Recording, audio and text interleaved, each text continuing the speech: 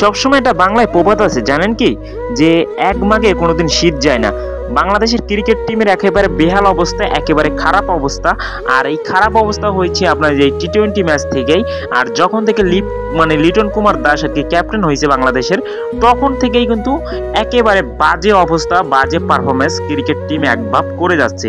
এর জন্য ক্ষতি হচ্ছে কি, ক্রিকেটের ক্ষতি হচ্ছে। ঠিক আছে, ক্রিকেট নিয়ে আমরা ফ্যানরা বেশি উন্মাদনা দিতাম, বেশি লাফালাফি করতাম, এখন কিন্তু আমরা সেই ফ্যানরাই ফুটবলের দিকে যুক্ত আছি। কারণ এখন আর ভাই ক্রিকেটটা আর হচ্ছে না, এদের দিয়ে ক্রিকেট আর হচ্ছে না। এদেরকে অবশ্যই আপনাদের পরিবর্তন করতে হবে। এখানে ক্যাপ্টেন্সি পরিবর্তন করতে হবে, এখানে টিম মেম্বারদের কোনো সমস্যা থাকলে তাদের পরিবর্তন করতে হবে। যেই যে হৃদয় বারবার একের পর এক বাজে পারফরমেন্স করতেছে, তারপরে কিন্তু আমরা তাকে স্কটে রাখছি। কারণ ভাই এইখানে দেখছেন আইপিএল কিংবা বিপিএল, যে 1-2 ম্যাচ বাজে পারফরমেন্স করে, মাত্র এক ম্যাচ যদি বাজে পারফরমেন্স করে সাথে তার বেঞ্চে বসায় দেয়। কিন্তু জাতীয় দলে এইটা হয় না। জাতীয় দলে যদি দিনের পর দিনে কেউ যদি বাজে পারফরমেন্স করে, খারাপ পারফরমেন্স করে, তাহলে কিন্তু সে জাতীয় দলে জায়গা পায়। ঠিক আছে, জাতীয় দলের একাদশে থাকে। আর যারা যদি দেখেন আইপিএলে দেখেন কিংবা বিপিএলে দেখেন কিংবা এই যে পাকিস্তানি লিগে দেখেন, যেইখানে দেখবেন, ঠিক আছে, যেখানে যদি এক ম্যাচ খারাপ খেলে ক্রিকেটার, তারে কি করে বসায় দেয়।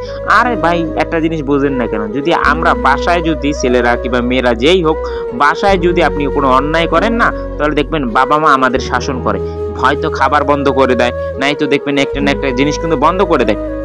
তাহলে আমাদের এই ক্রিকেট টিমটার মধ্যে অবশ্যই আমাদের ব্যবস্থা নিতে হবে।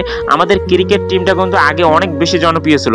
এখন ভাই দেখছেন রাত 12টার সময় নাকি আসছে, ক্রিকেটরা কোনো এয়ারপোর্টে তেমন কোনো মিডিয়া নাই, কোনো ফ্যান ফলোয়ার নাই।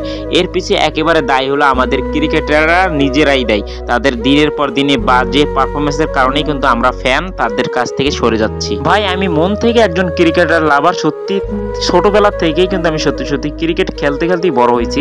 তো ক্রিকেটটা আমার কিন্তু মন থেকে আমি একে ভালোবাসি। এর জন্যই কিন্তু আমার কষ্টগুলো আমার এই ভিডিওর মাধ্যমে আমি তুলে ধরি, যে ভাই আপনারা যদি বাজে পারফরমেন্স করেন, আপনারা যদি খারাপ পারফরমেন্স করেন, তাহলে কিন্তু আমাদেরও খারাপ লাগে। আমাদেরও কিন্তু আপনাদের জন্য বিনা স্বার্থে আমরা কিন্তু রাত 1টা 2টা পর্যন্ত আপনাদের, যখন আপনারা ক্রিকেট মাঠে খেলতে যান তখনই কিন্তু আমরা খেলা দেখি। ঠিক আছে, আপনারা দেখবেন যে আপনাদের জন্য হাজার হাজার জনগণ, হাজার হাজার দর্শক, ক্রিকেট ফ্যানরা, তারা কিন্তু আপনার জন্য খেলা দেখার জন্য রোদ বৃষ্টির মধ্যেও কিন্তু স্টেডিয়ামে চলে যায়।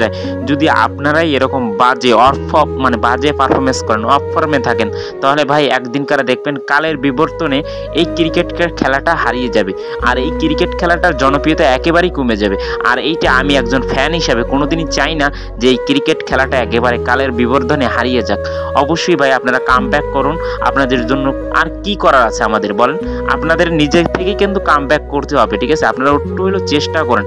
ঠিক আছে, আপনারা জানি আপনারা হয়তো বা চেষ্টা করেন, কিন্তু এই চেষ্টাটা না আমাদের কোনো মনে লাগে না। কারণ কি, যদি চেষ্টা করতেন অবশ্যই কিছু না কিছু আমাদের একটা উপহার দিতেন আপনারা। এই যে আপনারা তো ক্রিকেটটা নতুন খেলতেছেন না, আপনারা একটা প্লেয়ার যখন আপনারা ক্রিকেট খেলতে খেলতে 4 থেকে 5 বছর 7 বছর পার হয়ে গেছে, কিন্তু এখন আপনারা শিখতে পারছেন না কেন ভাই? আপনারা অবশ্যই কামব্যাক করুন। আপনারা বাইরের লিগে গেলে না ভালো খেলেন, কিন্তু বাংলাদেশের লিগে বাংলাদেশের টিমের জন্য কিছুই করতে পারেন না আজ পর্যন্ত। বাংলাদেশের ফ্যানরা কি চায়? একটা মাত্র ট্রফি চায়, সেই ট্রফিটা এখন পর্যন্ত আমাদের দিতে পারলেন না। আর কিছু ভাই আপনাদের বলার নাই, আপনারা আপনাদের মতন থাকুন। আমরা ফ্যানের মতন থাকি। আমরা ক্রিকেট বাদ দিয়ে যারা অলরেডি ফুটবলে চলে গেছে অনেক ধন্যবাদ, আর যারা ক্রিকেটে আছে হয়তো বা এরাও একদিন ফুটবলে চলে যাবে। যাই হোক, তবু আপনারা আপনার জায়গায় ঠিক আছে।